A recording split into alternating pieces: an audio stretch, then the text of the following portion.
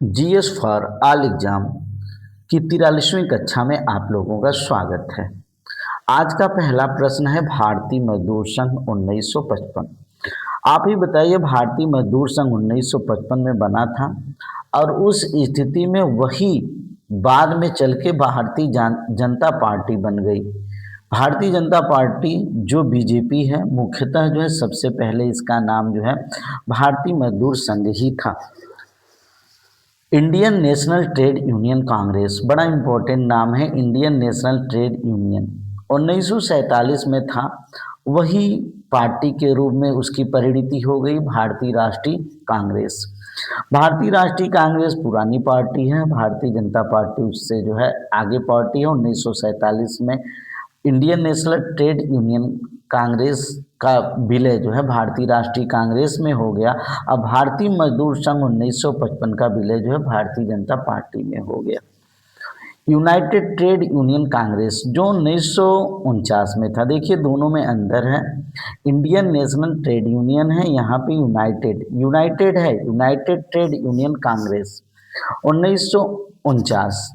CPI communist party of India मार्क्सवादी विचारधाराओं पे।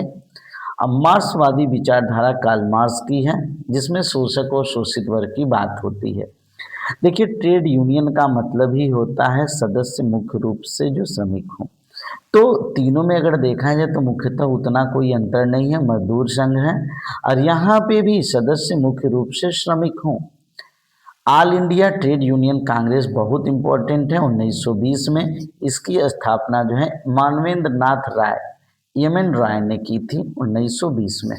तो यह प्रश्न जो है आयोग में पूछा गया है, आप जान लीजिए कि भारतीय मजदूर संघ 1955 का विलय जो है भारतीय जनता पार्टी में हुआ, BJP. Indian national trade union Congress 1947 भारतीय राष्ट्रीय कांग्रेस में इसका विलय हो गया। यूनाइटेड ट्रेड यूनियन कांग्रेस 1949 में ये मार्क्सवादी विचारधारा आई। मार्क्सवादी विचारधारा भी बीजेपी के पहले ही आई थी, जिसके सदस्य मुख्य रूप से श्रमिक होते थे। अर्थात हर जगह मजदूरों और श्रमिकों की ही बात हो रही है। All India trade union Congress सबसे पहले 1920 ईस्वी में एम.एन. राय द्वारा, अभी भारत स्वतंत्र नहीं हुआ था। 1920 में all India trade union Congress और फिर उसके बाद Indian national trade union Congress, भारतीय राष्ट्रीय कांग्रेस, फिर United trade union Congress, CPI मार्क्सवादी और फिर अंत में भारतीय मजदूर संघ, भारतीय जनता पार्टी। यह जो है पीसीएस में सीधे प्रश्न पूछा गया है और उसमें हमने एक हल्की सी व्याख्या दी। अब आते हैं दूसरे नंबर पे, ज्योतिबा फूले। बहुत इंपॉर्टेंट नाम है ज्योतिबा फूले। ज्योतिबा फूले, आप एक चीज जान लीजिए कि इनका नाम देख के इनको आप जो है महिला समझने की भूल मत करिएगा। ये पुरुष, ज्योतिबा फूले पुरुष जाति से संबंधित हैं। और जाति विरोधी आंदोलन, भाई ये जाति को नहीं मानते थे। आजातीयता की जब बात होती है तो जब तक जाति खत्म नहीं होगी तब तक हमारा भारत विश्व गुरु नहीं बन सकता है। 1873 में सत्य शोधक समाज की स्थापना इनके द्वारा की गई थी, यह बात आपको याद रहना चाहिए। 1813 ईस्वी में 1873 ईस्वी में सत्य शोधक समाज की स्थापना और इनकी महत्वपूर्ण पुस्तक जो है गुलामगिरी थी और सत्य शोधक समाज जो है पुणे में स्थापित हुआ था। तो ज्योतिबा फूले आपको मालूम हो चुका होगा कि ये पुरुष थे नाम से भले, और इनकी औरत का नाम सावित्रीबाई फूले था। गुलामगिरी इनकी महत्वपूर्ण पुस्तक है। 1873 ईस्वी में सत्य शोधक समाज की स्थापना इन्होंने की थी और जो जाति विरोधी आंदोलन से संबंधित वह जो है समाज था और पुणे में सत्य शोधक समाज की स्थापना हुई थी।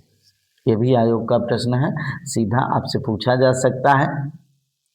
अहरौराबाद, अहरौराबाद मुख्यतः कहाँ है? मिर्जापुर उत्तर प्रदेश में है अहरौराबाद, बहुत इंपॉर्टेंट है अहरौराबाद। कावेरी, नर्मदा, ताप्ती, महानदी में सबसे बड़ा बेसिन। आप ही बताइए, अगर सबसे बड़ी नदी जो रहेगी उसी की बेसिन सबसे बड़ी होगी। नर्मदा ताप्ती जो है मुख्यतः रिफ्ट या भ्रंश घाटी बनाती हैं। रिफ्ट घाटी या भ्रंश घाटी बनाती हैं। ये पर्वतीय रास्तों से होके गुजरती हैं। ये उतना बड़ा बेसिन का निर्माण नहीं करती हैं। कावेरी की भी बेसिन उतनी बड़ी है, महानदी की बेसिन जो है सबसे बड़ी है। दिए गए 4 नदियों में महानदी का बेसिन सबसे बड़ा है। ये भी आयोग ने पूछा है। आयोग के सारे प्रश्नों की सॉल्विंग हो रही है। ये पीसीएस में आए हुए सीधे प्रश्न हैं जो आपके एग्जामों में पूछ सकते हैं। हिंदी के महान विद्वान कविंद्र आचार्य सरस्वती को राजकीय संरक्षण प्राप्त था। अब ये कभी मत आप सोचिएगा कि नहीं, हिंदी का महान विद्वान कविंद्र आचार्य सरस्वती और उनको राजकीय संरक्षण किसका प्राप्त था, तो आपको एकदम याद होना चाहिए शाहजहां। ये जो कि आयोग ने पूछा और आयोग में जो भी प्रश्न पूछे गए उनकी एक रिपुटेशन है। ये नहीं कि मुगलिया सल्तनत जो है सिलेबस से हटाई जा रही है तो हम कविंद्र आचार्य सरस्वती और शाहजहां के संबंधों को भुला दें। वह जो है अपनी जगह पे है, और जब तक जो हमारे आयोग में प्रश्न पूछा गया है उन प्रश्नों की जरूर एनालिसिस होनी चाहिए, क्योंकि अगर आपकी पेपर 10 साल की ओनली पेपर एनालिसिस है बेटा, तो उस स्थिति में आप पीसीएस प्री निकाल लेंगे एकदम आराम से। और यहाँ पे जो है एलटी ग्रेड में इससे संबंधित प्रश्न पूछे जाने की पूरी उम्मीद है। भारत में संसद के द्वारा पंचायत कानून बहुत इंपॉर्टेंट है। भारत में संसद के द्वारा पंचायत कानून, देखिए पंचायत ग्राम पंचायतों का गठन उनने जो है अनुच्छेद 40 में आप पढ़े थे, वहाँ राज्य की नीति निर्देशक तत्व के अंतर्गत था, वहाँ राज्य की पूरी तरह से जिम्मेदारी थी। भाग 9 में जो है आपका जो है पंचायती राज व्यवस्था का जो है प्रावधान है। 11वीं अनुसूची में है प्रावधान, लेकिन 1996 में जो है संसद के द्वारा पंचायत कानून बनाया गया, जिसमें अनुसूचित क्षेत्रों के विस्तार की बात की गई। बहुत इंपॉर्टेंट है, अनुसूचित क्षेत्रों के विस्तार की बात की गई। और आज जो है अनुसूचित जातियों और जनजातियों को उनका अधिकार मिल रहा है जो बहुत पहले से नहीं मिला था। दक्षिण अमेरिका के 2 स्थल अवरुद्ध देश कौन से हैं? मेरी शुरू से जीएस फॉर ऑल एग्जाम में सारी वीडियो आप देखेंगे तो दक्षिण अमेरिका महाद्वीप में हम आपको घुमाने गए थे, सारे देशों से भी परिचित करवाए थे। आपको सिर्फ ये जानना है कि बोल्विया और पराग्वे जो है स्थल अवरुद्ध देश हैं, अर्थात उनकी सीमाएं किसी भी साइड से समुद्र को या किसी भी जलीय भाग को टच नहीं करती है, चारों तरफ से स्थल से अवरुद्ध देश हैं। और इन दोनों देशों के नाम एकदम आपको याद रहना चाहिए, बोलीविया और पराग्वे। जब भी किसी देश का नाम आए तो उस समय आपको जो है संसार के राजनीतिक में जो है देखना पड़ेगा, आपको देखना पड़ेगा। ठीक है, आते हैं कुछ समाचार पत्र हैं, प्रकाशन स्थान है, एकदम आपको याद हो जाएगा। स्वदेश गोरखपुर, गोरखपुर में आप जानते हैं कि बीजेपी का बहुत दिन से जो है लगभग 3 दशक से लगातार बीजेपी है वहाँ पे। अब बीजेपी अपने आप को जो है क्या कहती है, स्वदेश, अपने आप को ही देश बताती है। और शुरुआत होती है भारत माता की जैसे याद करने के लिए। अगर किसी की आत्मा को इससे ठेस पहुँचे तो उस स्थिति में भैया उसको ये सारी घटनाएं और पात्र जो है मात्र कल्पना है, बस याद करवाने के लिए हम कह रहे हैं। स्वदेश का गोरखपुर से। भारत बंधु, ये भी है स्वदेश से ही मिलता जुलता हाथरस। यहाँ पे भी लगभग 30 वर्षों से बीजेपी का लगातार कब्जा है। आप अगर जरा सा भी उसके तो उस स्थिति में आपको जो है देखना पड़ेगा। सत्यवादी, यहाँ पे भी आपको मालूम होगा कि आगरा में भी एक बड़ी मुस्लिम आबादी के बावजूद भी आगरा में जो है बीजेपी का कब्जा है। और शक्ति जो है अल्मोड़ा, और ये जो पेपर बना है उनके समय में ही बना है। इस नाते जो है ऐसी ही जगहों के जो है समाचार पत्रों के नाम और मीडिया की एक ज़बरदस्त भूमिका होती है। तो अब तो आपको याद हो चुका होगा भैया, स्वदेश का गोरखपुर से संबंध है, भारत बंधु का जो है हाथरस से संबंधित है। अब बंधु और हाथ का भी संबंध है भाई, अगर आपका भाई है तो आपका हाथ मजबूत माना जाता है, भारत बंधु का हाथरस से होगा। और सत्यवादी जो है आगरा। अगर सत्य पे चलने वाला कोई भी है तो भाई उस स्थिति में कितनी भी लीड कोई जनसंख्या कर रही हो, लेकिन जीत तो अंत में सत्य की ही होती है। और शक्ति की अगर बात होगी तो शक्ति जो है अल्मोड़ा जो है आपके उत्तराखंड में है। तो समाचार पत्रों के नाम आपको याद हो गए होंगे।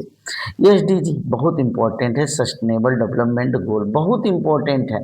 एसडीजी का फुल फॉर्म आपकी किसी भी परीक्षा में पूछ सकता है, सस्टेनेबल डेवलपमेंट गोल, सतत विकास लक्ष्य में यह फुल फॉर्म वाला क्वेश्चन बहुत इंपॉर्टेंट है।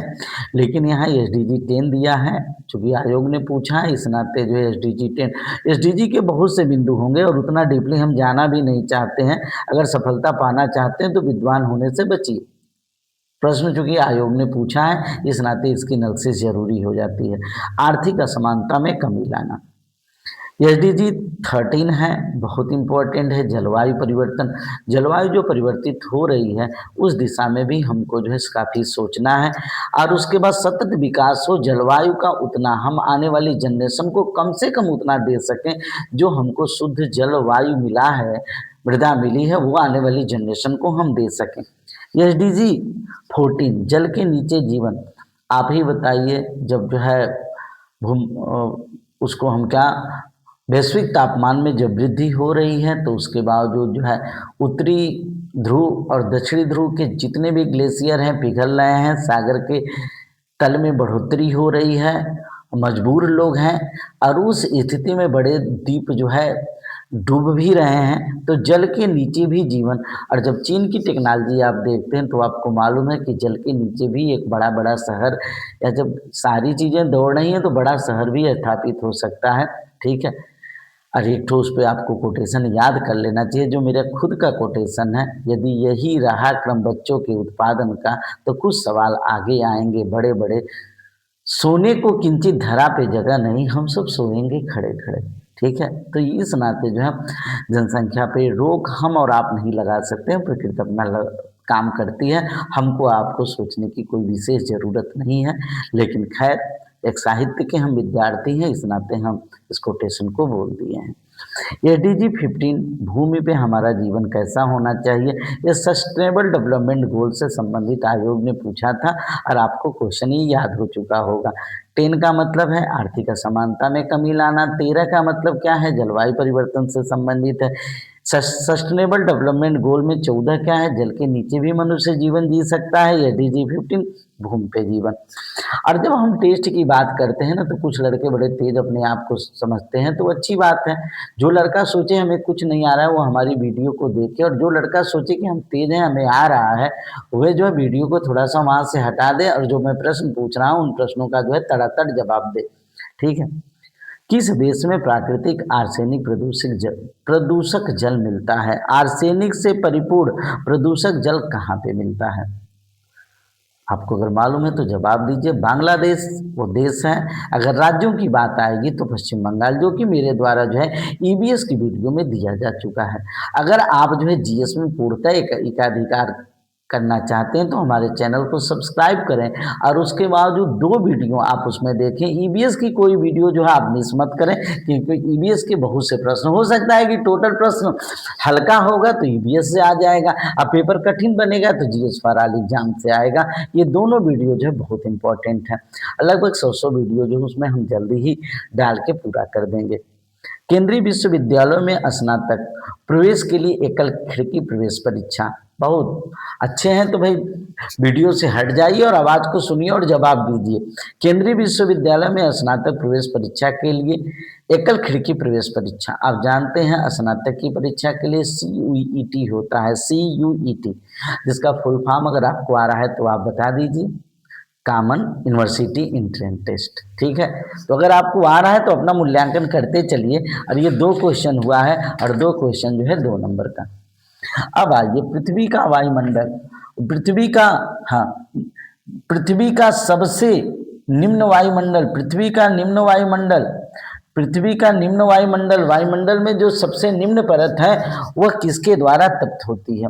तो आपको मालूम है कि जो लघु तरंगें आएंगी वह पृथ्वी के बाहरी मंडल, बाह्य मंडल से ही परावर्तित हो जाएंगी, आयन मंडल में अवशोषित हो जाएंगी, या समताप मंडल से परावर्तित हो जाएंगी। जो धरती तक आती हैं उस तरंग का क्या नाम है? अगर आपको आ रहा है तो आप जवाब दीजिए बिना देखे हुए। दीर्घ तरंग, स्थलीय विकिरण। हाँ, अब अगला प्रश्न है, मैं आपसे प्रश्न पूछ रहा हूँ और आप जवाब दीजिएगा। केवल लाम जाओ राष्ट्रीय उद्यान कहाँ है? मैं उसको दिखा भी चुका हूँ, बता भी चुका हूँ। अगर आप मेरी वीडियो पहले देखे होंगे तो आपको मालूम होगा। केवल लाम जाओ जो है मणिपुर में है। अब मणिपुर में एक झील है, उस झील का नाम बता दीजिए। लोकटक झील है। आप अपना टेस्ट लगातार दे सकते हैं लेकिन देख के नहीं। LBS का फुल फॉर्म क्या है? बहुत इंपॉर्टेंट है। Lead banking scheme. हर जगह की एक जो है, हर जिले में एक बैंक जो है लीड बैंक होता है अग्रणी बैंकिंग योजना। और वह कौन सा बैंक होता है? हमारे आजमगढ़ जनपद में आप जानते हैं कि सबसे प्रमुख बैंक, लीड बैंक जो है यूनियन बैंक को इसलिए दिया गया है कि एक विशेष जिले में ग्रामीण क्षेत्रों में शाखाओं का अपेक्षाकृत बृहद नेटवर्क है, और यहाँ के जितने भी बैंक हैं उन बैंकों में सबसे ज़्यादा जो यूनियन बैंक की शाखाएं हैं वह हमारे जिले का लीड बैंक है। आपके जिले का कोई दूसरा भी लीड बैंक हो सकता है। आप जैसे ही सर्च करेंगे वैसे आपको मालूम हो जाएगा कि नहीं कौन सा लीड बैंक आपके जिले का है। और इतना ही नहीं, शाखाएं हो और पर्याप्त श्रम शक्ति संसाधन भी उपलब्ध हो, बहुत से लोगों को उसमें नौकरी भी लगी हो। अगला चलते हैं भैया, वैश्विक व्यवसायिक शहर सूचकांक 2024 में किसको शीर्ष स्थान प्राप्त हुआ है? इस समय का जो है व्यवसाय बेटा आपको मालूम होना चाहिए मेरे बंधु कि इस समय का व्यवसाय जो है आपका ऑफलाइन से कहीं ज़्यादा ऑनलाइन है, और हम पूरी तरह से धीरे धीरे सॉफ्टवेयर पे डिपेंड होते चले जा रहे हैं। वैश्विक व्यवसायिक शहर सूचकांक 2024 में प्रथम स्थान जो है न्यूयॉर्क को मिला है। ठीक है, बहुत इंपॉर्टेंट एक क्वेश्चन है। भारत के प्रथम व्यक्ति अर्थात राष्ट्रपति की सूची आपको बिल्कुल मालूम होना चाहिए। और राष्ट्रपति की सूचियों में आपको मालूम होगा कि हमेशा ये सूची उस प्रकार से बनी है, मुझे जहाँ तक देखने को, कि जिसके जो है जिसका विकास, समाज के जिस भी वर्ग का विकास सबसे तेजी से हो रहा है उस समय, उस दशक में उन्हीं के राष्ट्रपति रहे हैं। इस बात को आप ध्यान देंगे तो हो जाएगा। और यहाँ पे हमने कार्यवाहकों की बात नहीं की है, जो राष्ट्रपति के चुनाव के द्वारा चुन के आए हुए हैं, उन 15 लोगों की बात की है। आप इस समय जो है अगर आपको याद है तो आप जो है क्रम वाइज बोल दीजिएगा, नहीं याद है तो चुपचाप वीडियो आके देखिए। डॉक्टर राजेंद्र प्रसाद 1950 से लेकर 62 तक रहे, 12 साल तक रहे, आपको एकदम मालूम होना चाहिए। डॉक्टर सर्वपल्ली राधाकृष्णन, बड़ा इंपॉर्टेंट नाम है, राष्ट्रपति बनने के पहले ये उपराष्ट्रपति पद को सुशोभित किए। और 1962 से 67 तो कुल मिला के जो है, फिर उसके बावजूद एक समय ऐसा आया जिस समय जो है सबसे ज़्यादा जो है शिक्षा, संस्कृति और सारी चीज़ों में मुसलमानों का विकास हुआ। और उस स्थिति में डॉक्टर जाकिर हुसैन अपने पूरे कार्यकाल को जो है नहीं पूरा कंप्लीट कर पाए, दो साल के बाद ही इनकी मृत्यु हो गई। तो तीसरे नंबर पे जाकिर हुसैन है, आपको याद हो चुका होगा। ठीक है, मुसलमान लोग अपनी बीवी को बड़ा पसंद करते हैं, बीवी को बड़ा मानते हैं, इस नाते बीवी गिरी चौथे नंबर पे आप याद कर लीजिएगा। मेरा कार्य नहीं है किसी की आत्मा को ठेस पहुंचे। 69 से 74 के बीच में। और फिर यहाँ पे हमने आपको बताया ना कि शिक्षा, संस्कृति और सभ्यता में सबसे ज़्यादा अगर विकास हुआ तो उस समय मुसलमानों का विकास हुआ। तो जाकिर हुसैन, बीबी गिरी मुसलमान नहीं थे, लेकिन उस स्थिति में याद करने के लिए। अब फरुद्दीन अली अहमद 74 से लेकर 77 तक। तो आप ही बताइए इस समय राष्ट्रपति पद पे ये लोग सुशोभित हुए। अब उस स्थिति में छठवां नाम बड़ा जो है अद्भुत नाम आपको लगेगा। ठीक है, लेकिन जो है नीलम संजीव रेड्डी, अब महिला मत समझिएगा, ये पुरुष थे।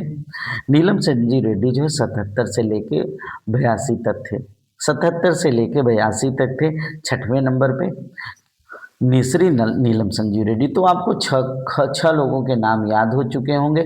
सबसे पहले अगर वीडियो को सही तरीके से देख रहे होंगे, डॉक्टर राजेंद्र प्रसाद, सर्वपल्ली राधाकृष्णन, जाकिर हुसैन, बीबी गिरी, फरुद्दीन अली अहमद, नीलम संजीव रेड्डी 77 से लेकर 82 तक। 82 के बाद हमारे भारत की राजनीति में अगर किसी का प्रभुत्व रहा तो सिखों का प्रभुत्व रहा। और ज्ञानी जैल सिंह एक महत्वपूर्ण सिख नेता थे, 82 से 87 के बीच में रहे। फिर 8वें नंबर पे श्री आर वेंकटरमण, आपको मालूम होगा दक्षिण भारत का प्रभुत्व कुछ ज़्यादा था, तो 87 से लेकर 92 तक उनको समर्पित कर दीजिएगा। 9वें नंबर पे भगवान शंकर को आप याद कर लीजिएगा, शंकर दयाल शर्मा, उनके नाम से शंकर दयाल शर्मा 92 से 97 तक। और के आर नारायणन 1997 से 2002 तक याद करने के लिए है भाई। 10वें नंबर पे नारायण अर्थात भगवान विष्णु को याद कर लीजिए 10वें नंबर पे। लेकिन उन्हीं की अनुकंपा से, और आप ही बताइए कि मुसलमान होते हुए भी हिंदू धर्म को मानने वाले, सभी धर्मों के प्रति आस्था व्यक्त करने वाले भारत की सबसे महत्वपूर्ण राष्ट्रपति, इनके ऊपर कोई भी जो है संदेह नहीं कर सकता है। इनकी देशभक्ति पे और उनका नाम था डॉक्टर एपीजे अब्दुल कलाम, जो 2002 से लेकर 2007 तक रहे और 21वीं सदी में जो है भारत का जबरदस्त नेतृत्व उन्होंने किया। 11वां बड़ा अच्छा नंबर भी है और बड़ा 12वें नंबर पे जो है महिलाओं को पहली बार अधिकार मिला और हमारी पहली महिला राष्ट्रपति जो है श्रीमती प्रतिभा देवी सिंह पाटिल बनी 2007 से लेकर 2012। और ये वो ऐसा दशक था जिस स्थिति में महिलाओं की शक्ति में जो है वृद्धि हुई। बाबा साहब दो ही लोगों की बात करते थे, एक तो कहते थे कि दलितों की जो है स्थिति अच्छी नहीं है और महिलाओं की स्थिति अच्छी नहीं है। तो 2007 से लेकर 2012 तक प्रतिभा देवी सिंह पाटिल रही और फिर उसके बाद जो है श्री प्रणब मुखर्जी जी कांग्रेस की गवर्नमेंट में 2012 से लेकर 17 तक रहे। इसके बाद 2017 के बाद का दशक ऐसा चल रहा है, पिछले 10 सालों में हम देख रहे हैं कि अनुसूचित जाति का जिस प्रकार से जो बौद्धिक स्तर बढ़ा है, सांस्कृतिक स्तर बढ़ा है और सारे स्तरों में वृद्धि हुई और इसका खामियाजा ये हुआ है, इसका जो है खुशनुमा माहौल ये रहा है कि दो लोग अनुसूचित जाति के या जनजाति के या दलित क्षेत्र से 2 राष्ट्रपति लगातार चुन के आए, श्री रामनाथ कोविंद जी 2017 से लेकर 2022 तक और इस समय वर्तमान समय में श्रीमती द्रौपदी मुर्मू जी 2022 से अब तक जारी है। तो भैया शक्ल और सूरत की उतनी महत्वपूर्ण नहीं, इस समय शक्ल और सूरत का जमाना नहीं चल रहा है द्रौपदी मुर्मू जी, लेकिन उस तरह से अगर आपके पास विद्वता है, चाहे आप किसी भी श्रेणी से संबंधित हैं, तो आप जरूर भारत का नेतृत्व करेंगे। और ये सारी चीज़ें बताती हैं कि कौन सा जो है मुख्यतः कौन से लोग इस समय भारत में सबसे नंबर 1 पे, ये 2 चीज़ें इस बात की सूचित कर रही कि नहीं हमारे यहाँ SC और ST की कंडीशन जो है काफ़ी अच्छी है। अब इसमें जब हम बात करते हैं तो दूसरे, तीसरे और चौथे नंबर पे जो लोग हैं और 8वें, 9वें और 10वें नंबर पे जो लोग हैं, वे लोग भारत के राष्ट्रपति बनने से पहले भारत के उपराष्ट्रपति थे। तो दूसरे नंबर पे सर्वपल्ली राधाकृष्णन, तीसरे नंबर पे जाकिर हुसैन और बीपी गिरी और जबकि 8वें पे जो है वेंकट रमण थे, 9वें पे शंकर दयाल शर्मा और KR नारायण राष्ट्रपति बनने के पहले भारत के उपराष्ट्रपति थे। आयोग ने सीधे ये प्रश्न पूछा है, इस नाते हमने इसकी इतनी व्याख्या कर दी है। 10 अप्रैल 2022 को घोषित नीति आयोग के राज्य ऊर्जा और जलवायु सूचकांक के अंतर्गत भारत के शीर्ष प्रदर्शन करने वाले 3 राज्य कौन थे? तो आप ही बताइए। राज्य ऊर्जा और जलवायु संकेत, आपको मालूम होगा कि ऊर्जा का वैसा क्षेत्र उन्होंने चुना जहां पे जलवायु जो है पूरी तरह से सही रही, अर्थात ऊर्जा के जो है नवीकरणीय क्षेत्र की तरफ ही लोग गए और उसमें से जो है सोलर ऊर्जा, पवन ऊर्जा और जल ऊर्जा को इन्होंने प्रोत्साहित किया और इसमें 3 राज्य अग्रणी रहे, गुजरात, केरल, पंजाब। आपको याद होना चाहिए 2022 के बाद इस प्रकार का कोई भी जो है राज्य ऊर्जा और जलवायु सूचकांक नहीं आया कि जिसको मैं बता सकूं। ये 2022 के पीसीएस में सीधे पूछा गया प्रश्न था।